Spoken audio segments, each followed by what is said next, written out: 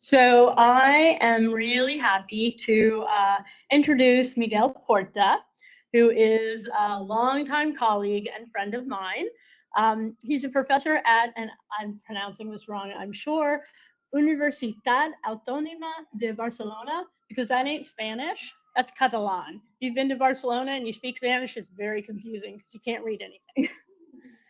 So in Spain, obviously, and also, he is a senior scientist at the Hospital del Mar Institute of Medical Research. He has a history of research connections in the United States, including an adjunct appointment at NYU and UNC Chapel Hill, and he taught our very first environmental epidemiology class here at CUNY when we were at Hunter. So he was with us from the beginning.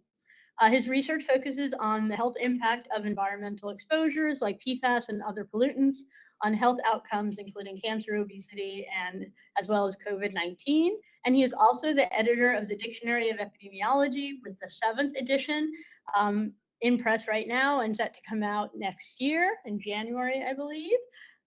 And that is relevant to his talk today, which is titled The Language of Epidemiology in Science and Society. So please welcome Miquel with me. Well, thank you so much, Elizabeth. It's truly a pleasure. I imagine it is always a pleasure, but being in New York and coming back here, having spent time in New York, thanks to the generosity of Elizabeth, who lent us her apartment in 2013, and being the rents in New York as they are, amazing. So thank you very much for coming. This is work in progress because this is the first time I'm giving these seminars these weeks. So I count on your comments, please. In general, it is common to find that in your offices, those of you who still use books, you have one copy. Soon I will put a picture of a book here. And this is John Last, who was the editor for the first 4 editions. And the story of why I came to be the editor is a story about that I will not tell today. It is written here when we celebrated his 90th birthday, but it's the story about how open your system is, even today. How open to a young guy whose native language was not and is not English, coming from Barcelona, etc. Okay, how come one day you got that call that I was mentioning earlier in lunch with the students? I think it's a beautiful story about something very strong in the United States. We hope you will not lose it. And then I wrote the obituary not that long ago, some 5 years ago.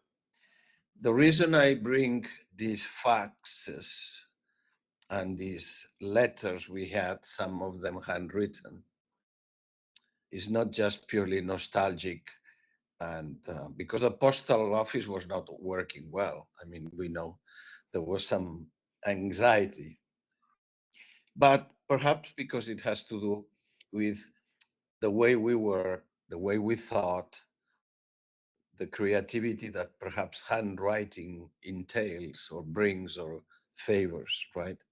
And also because when we talk about ideas and interactions of epidemiology with other disciplines, here I provide some ideas, and the definition of creativity is important, but more important is how we convey to ourselves and to our students and groups that science should be always creative.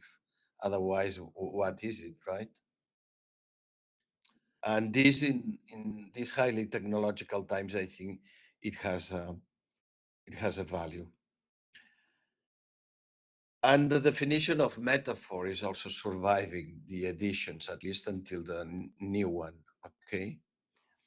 I was interested by this paper by this geneticist Richard Lewontin because probably you can think, what else is also impossible without metaphors? What else in life? What other activities? It's not only science that needs metaphors, right? When we communicate.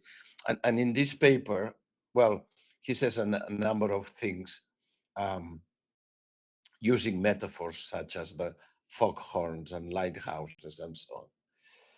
But in this paper, I say that we use metaphors not only to explain to others, for instance, the clinical meanings or the public health implications of research on the human genome, but also to explain it to ourselves.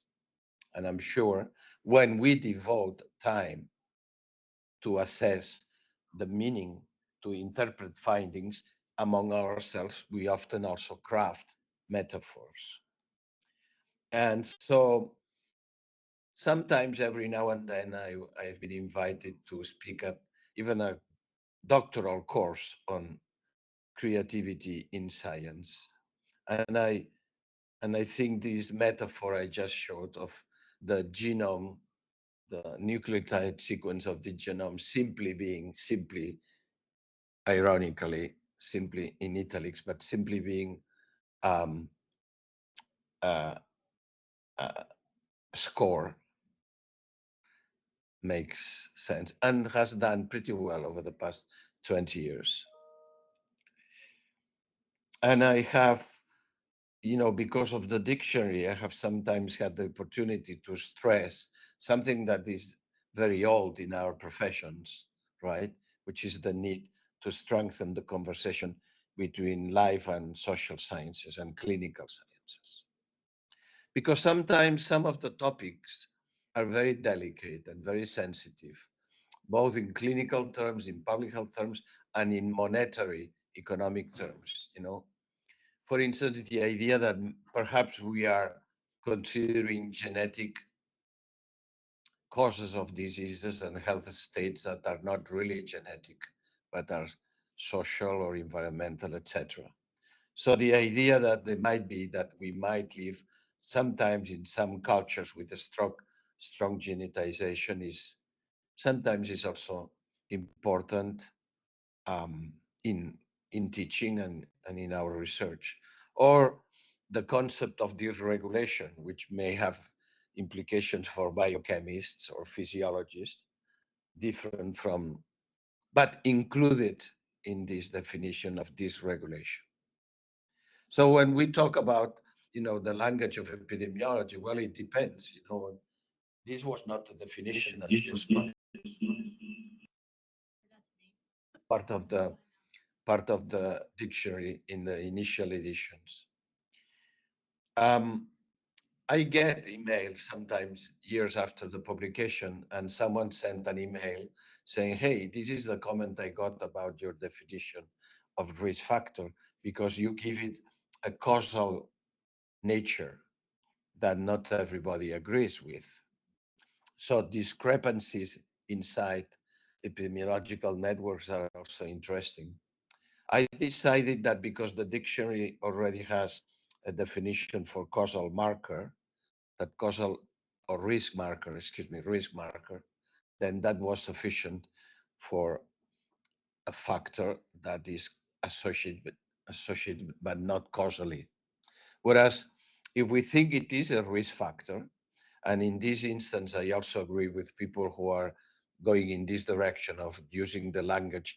If we think that the risk is causally or might be causally connected with the outcome, let's say that this is a risk factor. Or in other words, let's not avoid whether it is or not, hiding under the term association. With many of you will have seen that Miguel Hernan suggested in a paper in the American Journal of Public Health not that long ago.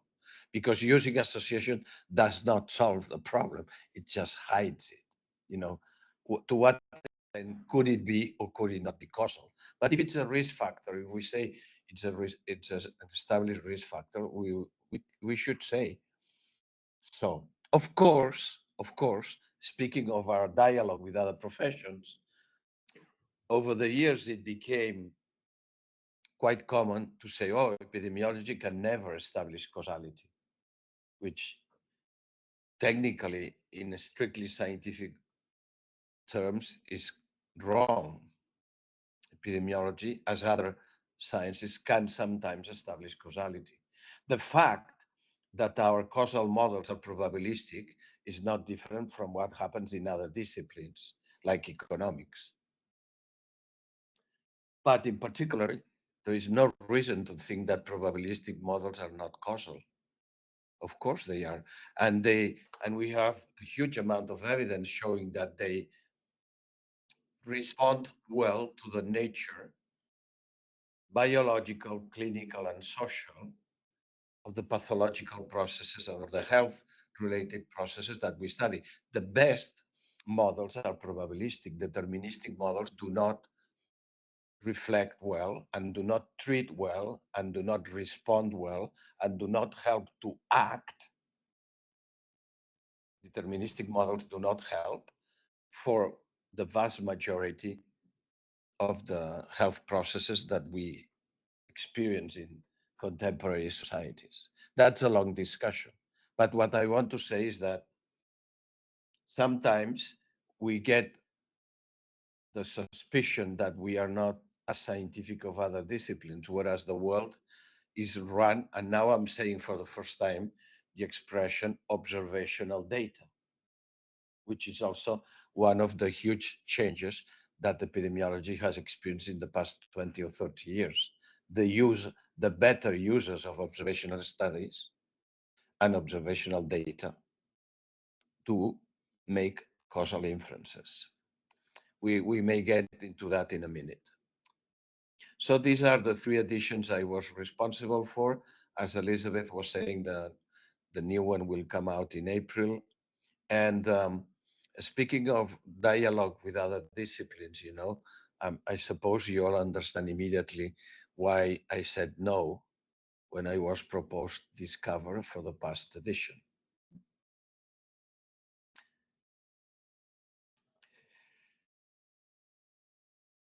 The fact that we have digital editions is very convenient, very useful, very practical, but it has other implications for one of the main themes of this talk, which is that these resources are used by many professionals and students from many disciplines.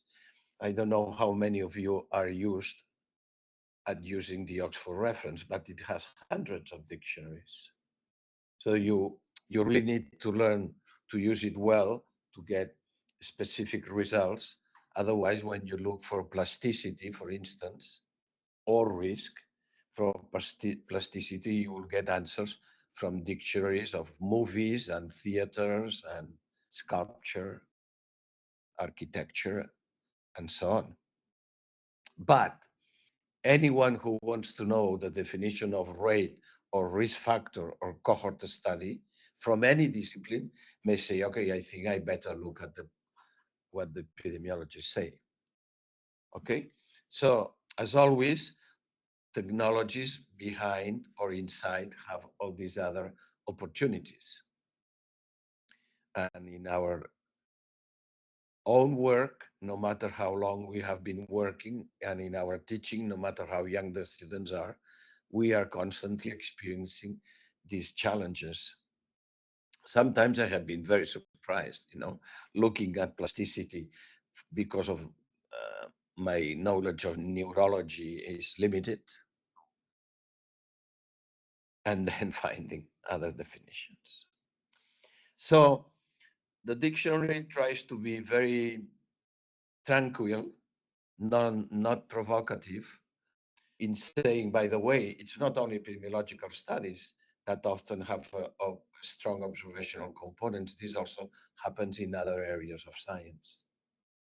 The world is run on observational data, with all my love for the economists, assuming that they take decisions based on data. Of course, they would say it's not us, it's the political institutions, right? But, usually I do not use sentences like the one that follows. But it is true that I think we suffer a little bit from dismissive attitudes towards observational research. I think this is wrong, as the methodological revolution has been showing repeatedly. Doesn't mean no one is saying that observational data are ready to be interpreted. So here I am stressing that this is a collegial work that for over 40 years has been done by many epidemiologists of many backgrounds and cultures and types of practice, not just the academia, but also field work in very difficult situations.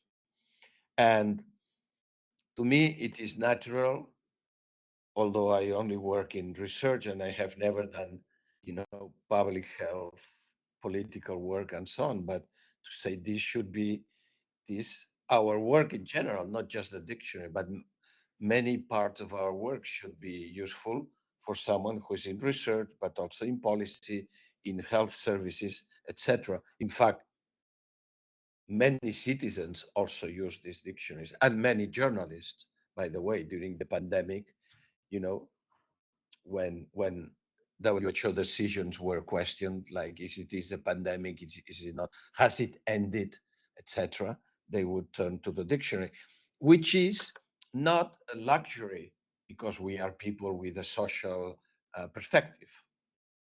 It is, I would say, in the nature of epidemiology that you care about the users of epidemiology, not just language, but decisions.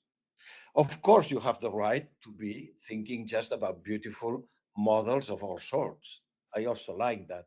Very often we have done mechanistic research and so on. But many professions, including ours, care about how epidemiological knowledge is used in the very complex world.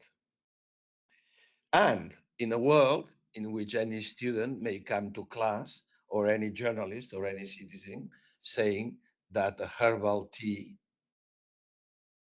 cures pancreatic cancer, to say one of the least stupid things that can be said, read any day in the networks, right? And we have more than ever to teach students and society that not all evidence has the same value, etc. So this is also the future, building reliable and valid, because I emphasize the valid before the reliable sources of knowledge. And this is what Lorenzo Ricciardi was also stressing in this review of the dictionary. And then I was happy with the review by Hugh Tilson, who was a man who came from the Public Health Service in North Carolina. Very nice man. I have to confess that he had been my boss. You don't say that, but we know that many reviews are done because the author called a friend, right? We can also tell that students. But Hugh is a very kind person, and he talks about skimming through the dictionary on a rainy day in North Carolina. And being a public health person, he says something very important, which I think sometimes is also ignored, that in epidemiology and in many other disciplines, there is a plurality of views of the discipline, of society, of politics, of economy, of justice, of ethics. It's a plurality. And, and sometimes in epidemiology, it was not easy to argue that this is the case, that there is a plurality of cultures, right? So I was saying that one day I decided to change on my own the definition of public health without asking anybody, not even Mary, or not even Elizabeth or whoever. Sometimes I ask because I seek protection against future warfare. But in this instance, I don't think I asked anybody. In fact, I translated from Catalan to English what I had been teaching in class over a number of years, because in class I felt more free. But that old definition about um, public health is the result of the organized efforts of organized collective efforts of society and this and that. It's like it was very vague to me. And then I also took the decision to acknowledge to myself that I think a definition can have several dimensions, because in many textbooks you find one or the other, the very general, and in this case I thought, why not accept that many terms may have different facets or definitions? Of course, a linguist or a specialist in terminology could think otherwise. And another confession, in my Catalan definition, it including the last two words, living together. But I never knew very well why they were here. Now in class, you can do that. Here I expected someone to call me or send me an email to say, what what is this doing here? I mean, okay, this is a short way to explain to a journalist what public health is about. I don't know of a shorter way other than saying that it is the health of a whole society, to say that public health takes care daily of what we breathe, drink, and eat. How we work is understandable, working conditions. How we move is the traffic, public transportation, and so on. But living together, Miquel, why do you write this here? And nobody asked, but I wasn't sure. Man, until the pandemic, then it was clear to me, right? That before, during, and after the pandemic, in a way, how we live together, it's not just the lockdowns, okay? It's the so many things. It's almost everything we do during a given day. Anyway, but the thing is that some people, then if you ever want a reason to go to Europe, go to the Biennale in Venice, try to avoid the summer months. But it's beautiful because the guy, the urban planner and architect from Lebanon, who is the head of a major architecture school, had organized the Biennale with this topic as well. And you see how much in common. If you read what he wrote to justify an artistic exhibition, you will see. So today I'm not talking about art very much, but you can imagine that the conversation with them is also important. When we talk about individual freedom, when we talk about collective responsibilities in infectious diseases, in the regulation of speed limits, etc., etc., etc., in the conversations with them. And also, I brought this slide in Spanish because years before I had written, we need to see what pays off, because very often the benefits of public health are invisible until we monitor them. And if you monitor deaths on the highways or death on the workplace or this and that, you can make many things visible, okay? But, there are questions here that also depend on how we speak among themselves and with others. And for those of you who read Spanish, this is a book in which I talk about jazz and music and, and, and the pandemic and all that. But the thing is that some people are not happy with definitions such as the very neutral, I think, and non-controversial as the one you're seeing. And one of the comments I got is that, hey, is it science or is it applied? Do we care about the occurrence and distribution and this and that? Or do we care about the application of this knowledge? This is rationally, to me, it seems a bit absurd to question. But because, I mean, this happens to epidemiology or to many other professions, right? I mean, an artist may not care about how his symphony is played or whether it drives people crazy or happy. An artist may not care, but usually we care about the consequences or about the application of knowledge. There are many sciences that are not applied. Fine. And you can even do theoretical epidemiology, not the one that Mietinen meant in his book, but other. Okay, fine, theoretical epidemiology. I have a close friend who is a neurologist, and in addition to seeing patients, very good department, he thinks about theoretical neurology. Fine, but that does not prevent him from applying knowledge. And what I'm saying is that it is amazing how diverse we are. And the dictionary and many other things we do is meant to be sensitive to this plurality of interests. Okay. And this has not changed much from previous definitions, previous editions, all this paragraph, because when I delete something in Word, I don't know if I'm deleting something from Abraham Lilienfeld or Abraham Lincoln, or, you know, it's like so easy to delete it, but then you kind of wonder, maybe I should leave it another edition. Then I like the idea that disciplines have primary knowledge objects. And in our instance, I mean, this could be argued, but I think some of this belongs also into our work. Yes, causes are important because you need to intervene upon causes to change risk and to alter the incidence and so on. Okay. But again, the pandemic and in many other situations, we have to go back over and over again and remind people that we are not just a branch of medicine uh, treating epidemics over and over again. Okay, let's accept that.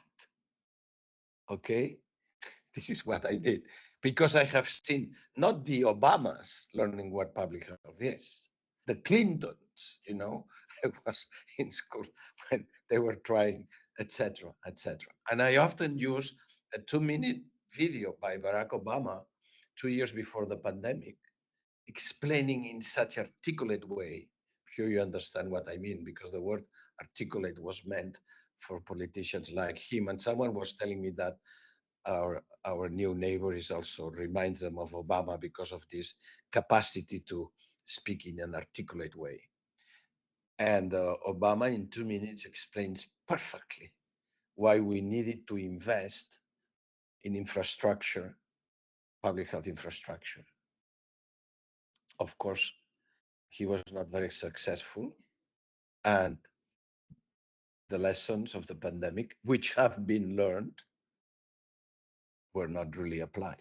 That's another story. So we talk about applied epidemiology, which also has a place in the dictionary, and field epidemiology, and there is something about popular epidemiology and lay epidemiology. And then I get worried because the book is growing and growing, and I get many suggestions for epidemiology and disaster epidemiology and anti-racist epidemiology. And, I could write a whole dictionary with branches of epidemiology, very often by very young or very old colleagues. The young people also love to make an imprint, and I accepted the seduction online email from some guys who succeeded in having legal epidemiology into the dictionary. This is just to show you a variety, the variety of terms. We have to care to people who work with the quanta emission rate and droplet nuclei and then all the methodological things. And I'm getting to the end. I don't know at what point exactly I started. Maybe I have 5 minutes still. 4:04, so take your time. You can probably go even longer. Okay, with our common friend Paco Bolumer, we wrote, the word revolution, but one of the signs that we all have to care about, and that the dictionary has been caring for the past 15 years, is on the fact that many apparent paradoxes have been clarified, have been deconstructed. And this is a sign that something very powerful is going on, because very clever people had tried to understand these paradoxes, and we were talking about this. Okay, the low birth paradox. Alan Wilcox and Brian McMahon and many others, they tried to understand it. And what was missing? The powerful methodological technologies, the powerful methodologies from computer science and mathematics that made it possible. With a very simple diagram that looks intuitive and is not, to deconstruct. So now I have constantly new terms that could be included and are often included in the dictionary. And I have to remind, especially people my generation, that they should care. But this will look to you very obvious, and I will tell you why it's here. The green part. Uh, our focus often, if not always, is aiming at causal inferences valid and relevant for human health. This is in contrast with people, powerful people, influential people, interesting people who care nothing about this, but will often tell us that what they found is relevant and valid for human health. So I love it. If we love musicians and sculptures, why would we not love someone who is immersed in a biochemical world, just playing with molecules or mathematics or all sorts of technologies, of course. But if he tells me that that photonic technology is going to be useful to prevent the progression of macular degeneration in old people, he has the obligation not just to test it in humans. You have to understand that I live in an institute where people talk about love and falling in love on the basis of experiments with mouse. Very nice people. Sometimes great musicians, electric guitar players, and so on. People you get along very well. But when it comes to falling in love and the similarities among mouse and us, you say maybe you should try, etc. Okay, I'm being very kind to a problem that may be severe, because I know an epidemiologist who came back from a conference and he said, listen, I was speaking with the head of research at Google, and I will say the name of the company. And they are discovering, so happy that they are discovering what the confounder is. And you wouldn't imagine his eyes when he was telling me that they were, designing a new type of studies, which was the most basic cohort study. Okay, no problem, as long as they understand that to test the effect on macular degeneration on whatever, you need to know a little bit about selection bias, information bias, and so on. In fact, okay, that is why I'm saying that sometimes we have to select very carefully how we convey. Listen, you do whatever you wish, but if you ever think about results valid and relevant for humans, please give me a call. Let's have coffee, whatever. For instance, assessing clinical effectiveness of population impact, because I see the resistance of many scientists to this kind of framework, but they want to be important because otherwise society or journalists do not pay much attention. Okay, just a couple of quick allusions to the methodological revolution. So we have always known that random allocation was not necessarily the best option, because people would commit suicide because before the antidepressant would take effect. And what do you do with that? Oh, you do the intention to treat. Very nice. And this is pragmatic or is it explanatory? And what do you do with non-compliance? Oh, we exclude this and that. Oh, we do a per protocol analysis.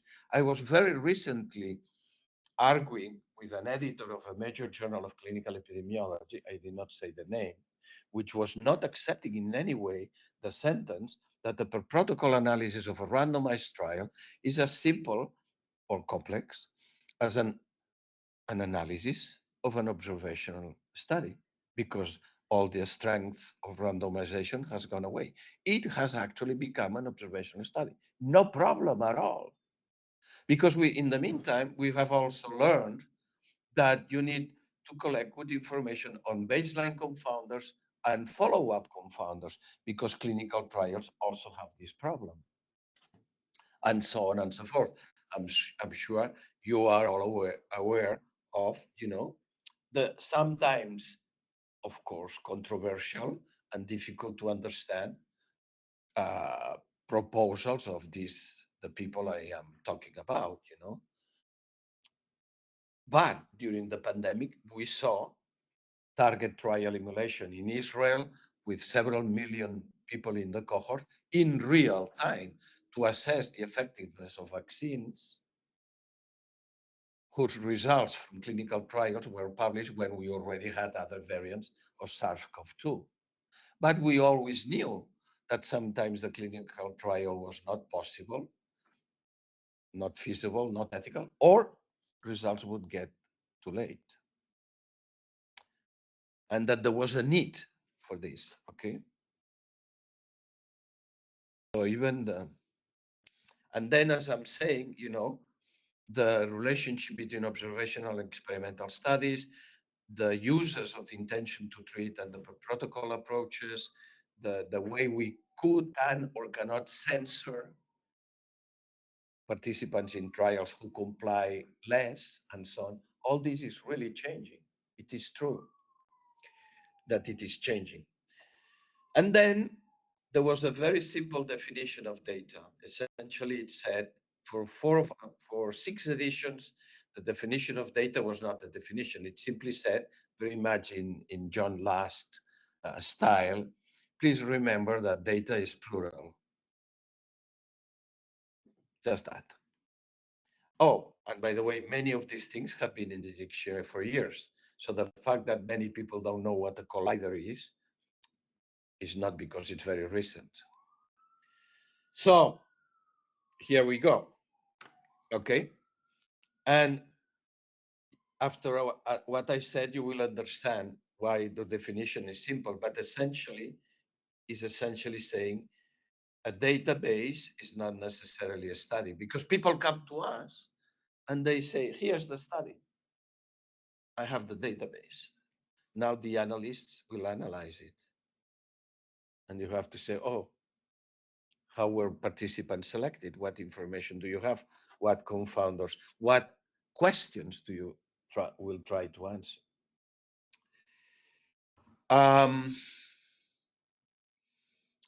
And one of the fun things is that I spent quite a number of minutes deciding whether the sign before the thinking was a comma or a period.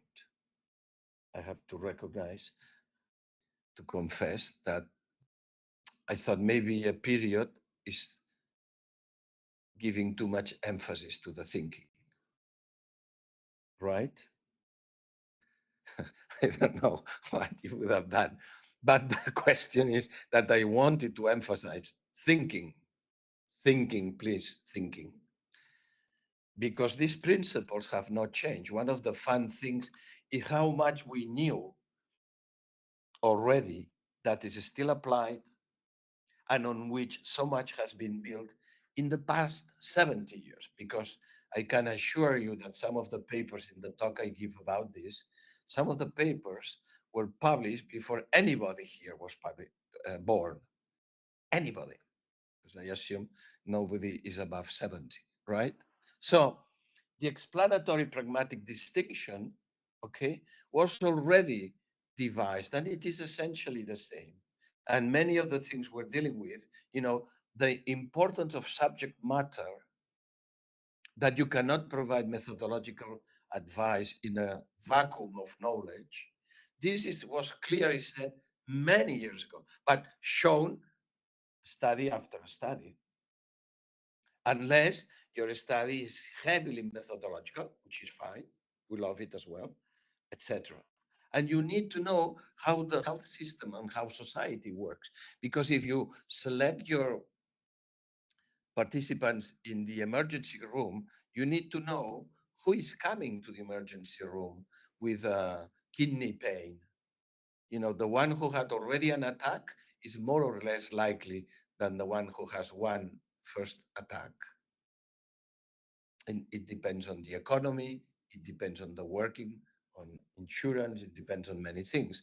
The diagnostic and treatment pathways, you need to know that, because otherwise you will do a study based only on self-selected participants. And there is a very nice DAC that I will not show today that shows how wrong this is. The DAC shows very nicely something that we always knew, that studies based on volunteers, blah, blah, blah. But it also shows new things, okay? So you need to know the specific course of the disease and the persons in the specific society and health system. Maybe 10 years ago, you would be asking me, Miquel, why did you spend so many minutes saying something that we all know? Well, I do because I think that the context has changed so much. And it's okay. And then real world, you know, nobody had felt the need for a definition of the real world. It seems like a joke. But then you have to say, listen, you know, epidemiology and public health and medicine and education and many other sciences have long studied real populations in the real world. There is nothing wrong with the mouse, nothing wrong, but, etc. Okay, and there is something called effectiveness. And one of the references here is a study, an article from 1973, in which an old clinical pharmacologist from Italy is saying, listen, great with the laboratories, pharmacologists work a lot in the laboratories and a lot with animals. But there is another laboratory that we also need to pay attention, which is out there on the streets, on the schools, etc. Right? It's not new, but as part of this interaction, we need to remember people of these connections with effectiveness or the pragmatic studies and so on. I mentioned this morning that there may be different views of what something is, like the social capital, more or less stress on the individuals. And then sometimes, you know, just the definition of the levels of prevention, just to remind a journalist or a clinician or a politician or whoever that screening through mammograms for breast cancer is not primary prevention. That to really decrease the incidence, you need to act on the causes and so on and so forth. So again, relatively or very old concepts, but that have continued to have a relevance in our societies. When we talk about this, there may be different views. And, you know, I was not sure, but 1 or 2 editions ago, I introduced the definition of quaternary prevention, which is seldom found. Okay, if you go to the Oxford textbook, to the Oxford reference, look for genetization, see how many dictionaries have the definition, or look for quaternary prevention, okay, or even medicalization, okay, or iatrogenesis, okay, and to say that medicine and public health are not the only professions that cause adverse health effects. It is not only us, right? Etc. So there is room for views and views about all these things. Disease mongering can be controversial as well. So for now, I think this is enough because I didn't give you any chance to interrupt, but please comment now. Thank you.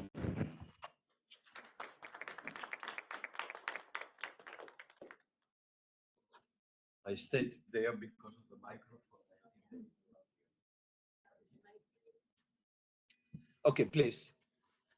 I am thinking about authors who write epidemiology textbooks or other epidemiology related material in other languages.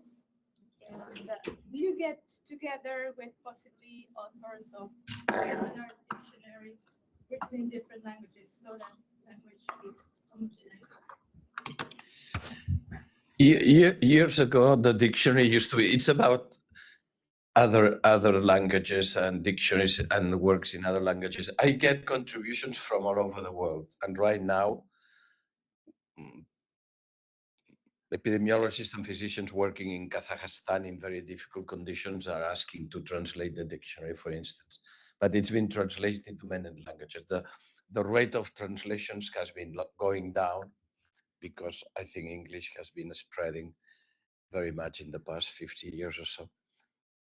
But yes, there are always great challenges, great challenges. When we deal with health and human beings and society, there may be challenges in the translations, if that's what you were asking for. Yeah. On one side, I am very clear that everyone uses English as the language of communication in science.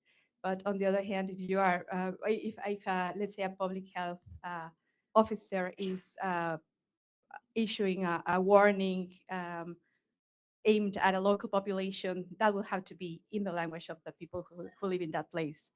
And for people who, let's say, okay, I'm thinking of myself when I joined this PhD. One of my aims was I'm going to write a basic textbook of epidemiology in Spanish for people who are doing these studies in Mexico in the public health school. So those will have to be written in Spanish for them to communicate on a day-to-day basis. And so how are we going to make sure that the words that we use are not anglicisms, but like real words that have to do with The temptation, the fatal attraction to write a book. Yes, I felt for it. I recommend that you try to avoid it. Either you learn more or you go to jazz. Don't write a book unless you are. Anyway, next, please. Here. We have a question from online. Zach, are you able to unmute yourself? Yep. So yeah, so it seems like when you write a dictionary, a big tension would be between prescriptive versus descriptive definitions. And taking, your example of risk factor, it seems like you guys went heavily towards prescriptive.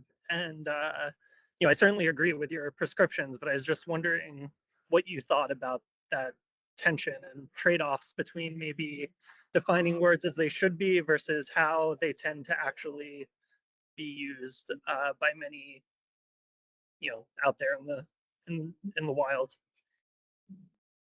Thank you.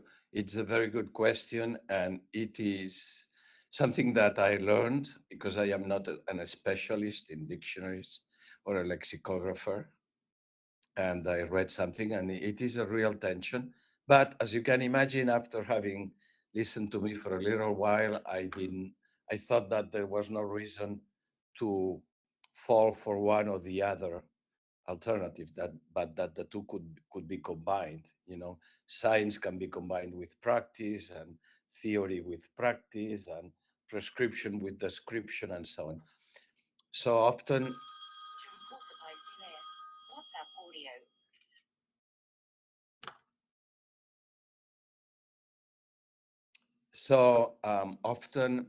sorry, we try not to be heavily prescriptive, but obviously we are. And if it's a matter of something really fundamental, I do talk to many colleagues, and the list of people who have contributed is very large. And I think they know, nobody made any heavy criticism so far of the past two editions, except of course Olli Miettinen, who is appropriately forgotten. I think that only Mary has experiences of trying to read Miettinen, who did excellent work. I always, Paco Bolumar and I, we have a paper on Miettinen that was invited by Bert Hoffman for a special issue of the European Journal of Epidemiology years ago. And, it is clear that he was very influential a number of years. But no, at lunchtime, we were speaking about the big priests and the big bishops that are largely gone in some ways. And I think you can be kindly prescriptive and then keep an ear for usage. Okay. Here. So I'm not sure if this follows the prescriptive or descriptive, but what I hear, what I read in a lot of clinical studies is the term epidemiologic study. And I believe it's being used as an observational study. So do you believe that it's fair for them to use that term as an observational study as opposed to an experimental study? It is a good question, no doubt, because we care about the users. We also know that the users in society sometimes are very far away from science. I use very naturally, the expression, the science of epidemiology, by the way. Although I am aware that some people will question the status. But it is wrong to say observational study is a synonym of epidemiological study, because many years ago, as a student, I had to figure out, are clinical trials involved? Okay, and we already had lots of phase 4. This is post-marketing clinical trials, large clinical trials of pharmacological interventions. So when I can, because for instance, in Spain, we did a short book, but we did it among colleagues and having a lot of fun. Don't do it alone. For journalists on, epidemiological ideas for journalists. And this is where I told them, if it's observational, it's no less scientific than experimental. You just need to ask about confounding or residual confounding. And I emphasize that the revolution, always in quotes, the guys who do it well are always stressing to what extent they were able to control for residual confounding or not. And very often they conclude, no, we could not do well. By the way, the expert system trying to use propensity scores to adjust for residual confounding did even worse. And they show why.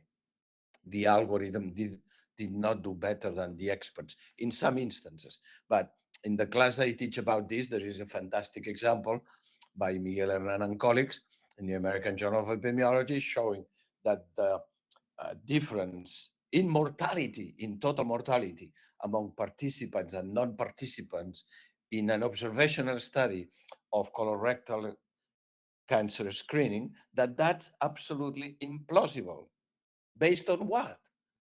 My friend, on subject matter knowledge, there is no way. Therefore, the only alternative explanation is that such difference is due to incomplete control of confounding. So we have plenty of interesting issues to address. Okay. For instance, the use of electronic databases. I mean, this is one of the main topics. I was speaking with a psychiatrist, and he was giving a lecture, one of the online lectures from the causal lab the other day. And when you try to assess effects that are impossible to assess with clinical trials, no one has been able in decades to do a large double-blind randomized trial for the prevention of suicide with antidepressants, no matter how many people have tried and many publications exist. It is extremely difficult. So you try to use observational data, but not at face value, not saying that the data will speak by themselves, but trying to go to the clinical notes, electronic, And then you realize that one psychiatrist writes 7 lines and the other 17 lines with the main aim of protecting the patient from the insurance company. And who is saying the complete truth about, for instance, the very simple confounder of drug addiction or use of illegal drugs or alcohol use or suicide ideation? Where is that information? Right? Miguel will speak in Barcelona on December 16, and in January 14 will speak a close friend of mine from Brazil whose database, whose study includes more than 145 million individuals. But we always have the dialogue that Mauricio Barreto, they call it the 100 million Brazilians, but it's more than 145 individuals. Mauricio, how good is the information on alcohol drinking? You want to play? You play. You want to say something relevant for humans? Come on. Brazil, come on. And then we are in many other challenges, What is a defined population? A defined population was a characteristic of epidemiology. We study humans in well-defined population. Why? Because clinicians would always come with a population of convenience. And we said, no. I want to know well the pathways, selection, denominators, and so on. And now he tells me, I have the whole country. What is that? Et cetera, et cetera, et cetera. Many new things that are coming with the new methods, including many things that need to be assessed, including more philosophical but important questions that a sociologist from NYU, Ignacio Borquez from Chile, was telling me, listen, there are heavy criticisms of their views of causality. This will not end those debates. But what do we need to do? Well, we need to be patient with certain simplistic ways to talk about epidemiology. And sometimes it is uncomfortable in a society because we would like the drug in the clear real world to behave as it did in clinical trials. But it turns out that we have long known that the people who most need the drug cannot participate often in the trial because it would not be ethical to give them an inferior treatment or a placebo. We've long known that. Turns out that people with comorbidities, women, the old people, the children, and so on and so forth, for a variety of reasons. So we need, etc. We need the other trials. We need better tests in the real world. And let's not be very surprised by that. Let's accept that this balance that epidemiological studies provides is to be expected.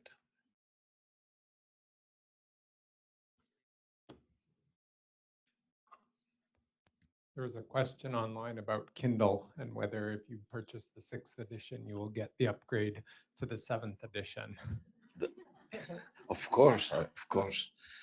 I have to find a marketing guy who will tell me what is the token.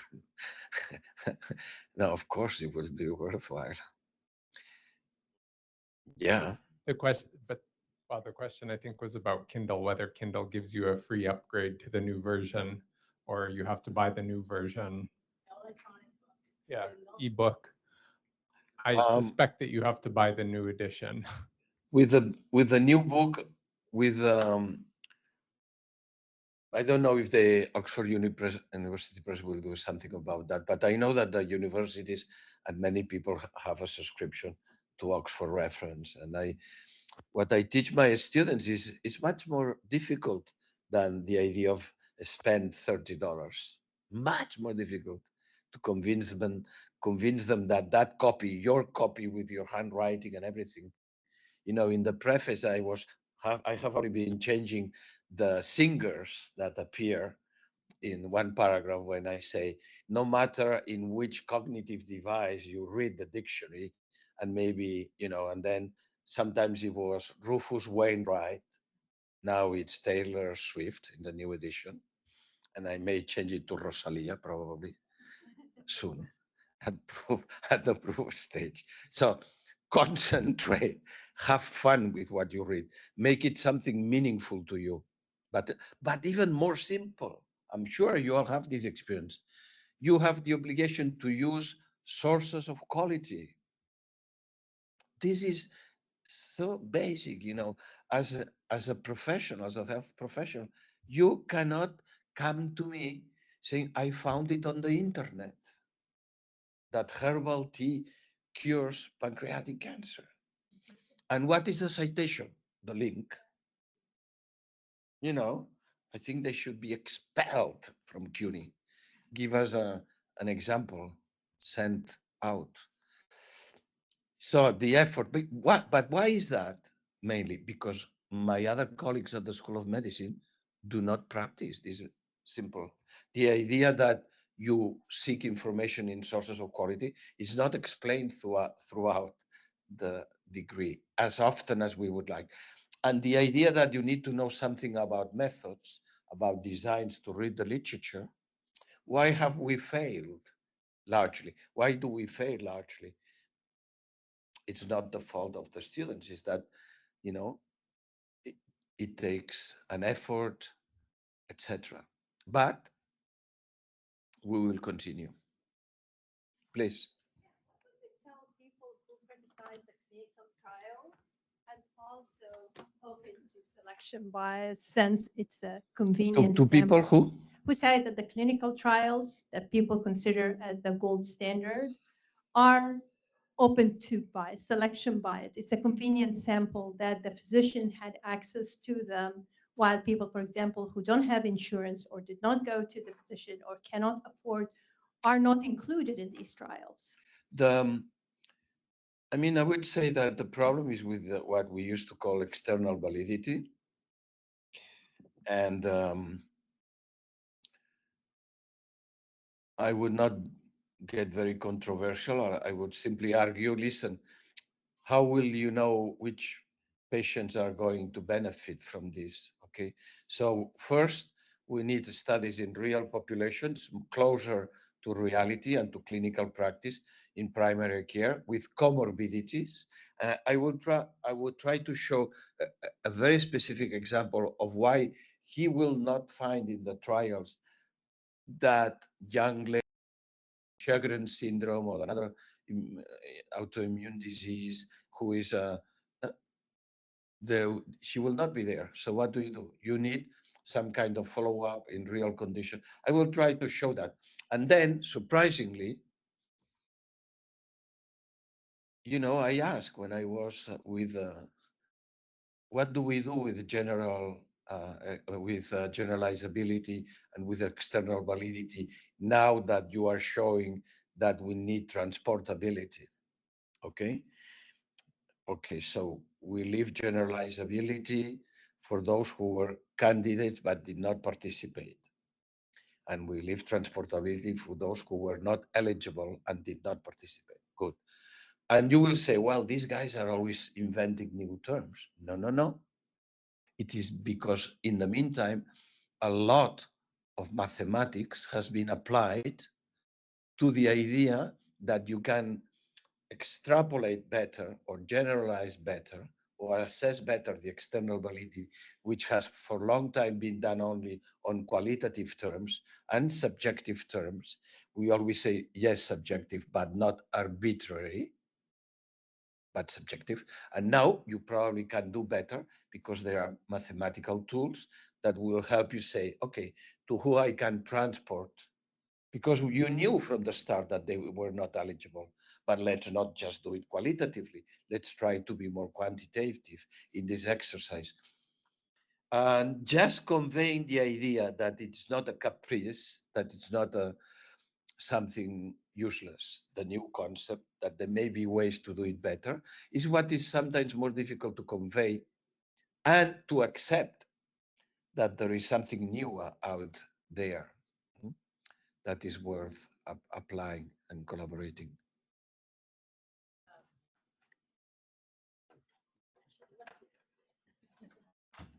I was just going to add, worth doing, like, I think people Go. in Go ahead, medicine please.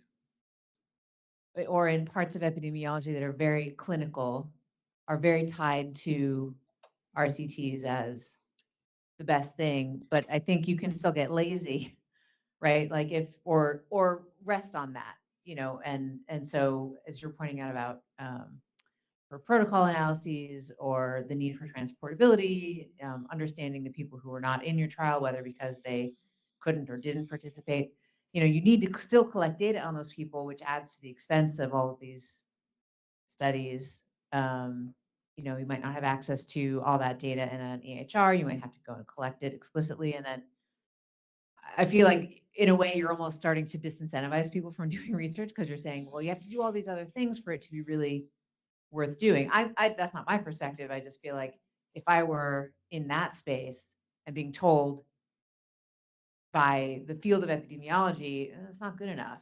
It's like, no, but it is the best.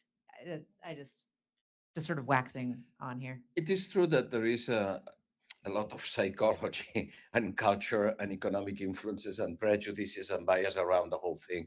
I mean, if you're lazy, don't do research, you know, just go to the golf course. If you don't enjoy it, if it's really a pain, don't do it. Just go out there. You know, yes, clinical trials are very demanding, and the conduct of the trial is very demanding, and who is really taking note of what's happening and so on, you know, field work. But, you know, I was the author of a term 2 or 3 editions ago when I was not the editor, the concept of confounding by indication, which is something that Oli Mietinen got right very well at his best times with working with pharmacologists. Okay? It turns out that the reason why you are given a drug is a major confounder. And therefore, and that switching to another drug is usually because that drug is not working and your disease is severe, has a worse prognosis, and then you get the new drug, which is getting the worst patients right when entering market, and so on and so forth. Well, but it is very difficult for observational data. I mean, I would say, you know, I found it very nice, made me very happy when I was preparing this lecture in Barcelona a few days ago. Some people could say, so nothing has been learned. You still need randomization because confounding by indication is untreatable. There is no way that it will be systematically and objectively assessed. Now I think I should switch a little bit the dose of his antidepressant or anti-inflammatory because the patient is doing a bit well, but we will see in 3 weeks. It's not going to be written.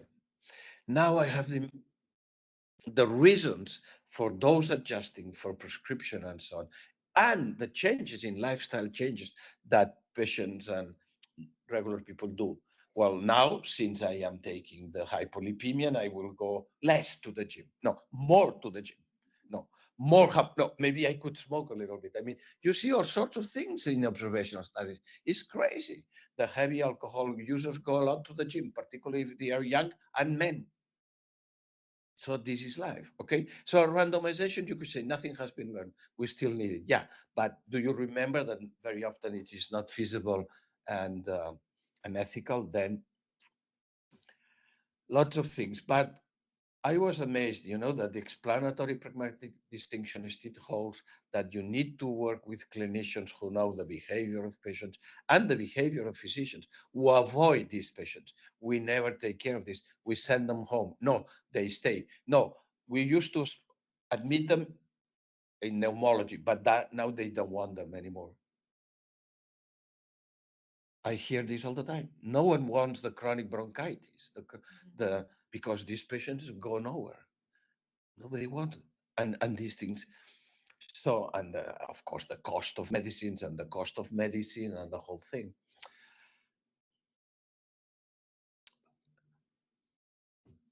But the idea that data, let me finish by one of these paradoxes, you could say, but it's not a paradox. Many years, I mean, in the book, every now and then you would say, okay, here goes Miquel again. Data do not speak by themselves. You will hear this voice every now and then in the book, because I hate the expression. But at the same time, I love it. And many years ago, I was listening at an international conference in Bangkok, a professor from Johns Hopkins, Alvaro Muñoz, a biostatistician who was from Colombia. Okay, and it's one of those moments in conferences that we all dream of. He was finishing his presentation on AIDS and the evolution of AIDS in society. We had 20 years experience. He had the audience in his fist, simpático, colombiano, carismático, the audience at his feet. And he had presented very valid data, very good data, very well thought out. And then he said, please, bow to the data. Bow to the data. This is something that apparently everybody at Hopkins has heard. Meaning, the story, the narrative, as we would say today, the narrative is impressive, isn't it? Yeah, you bow to the data after having worked a lot on the whole thing.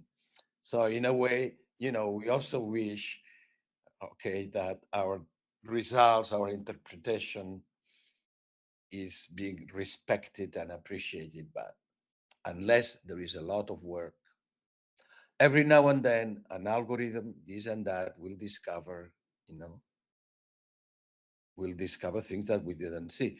And I am open. Many years ago, I don't want to extend, but when proteomics exploded some 20 years ago, I said, why are we going back to the black box? We come from molecular epidemiology. We try to study biological mechanisms. Why are we going back to the black box? Very simple reason was told to me by a chemist. Miquel, we cannot measure every peptide. The computer will go crazy. So we are able, the systems, the biochemical systems allowed to identify things, items, but we don't know the chemical characteristics of that piece of protein. But it seems that an algorithm is separating better and worse prognosis of blah, blah, blah. The reliability, the repeat, this is another story. But sometimes you have to accept that technology, you could say, I want to know exactly if I'm measuring albumin, this and that. No. And it could happen that certain algorithms in well-designed studies, then we have lots of fraud, the story of overcheck, flagrant mistakes published by the Lancet, etc. But I think we had probably enough, and we can continue talking a little bit if you feel like it. And I feel the empathy, the sympathy of sharing many problems and maybe interests in methodology and so on. So keep up the good work in New York, and I hope we will see each other soon. Thank you.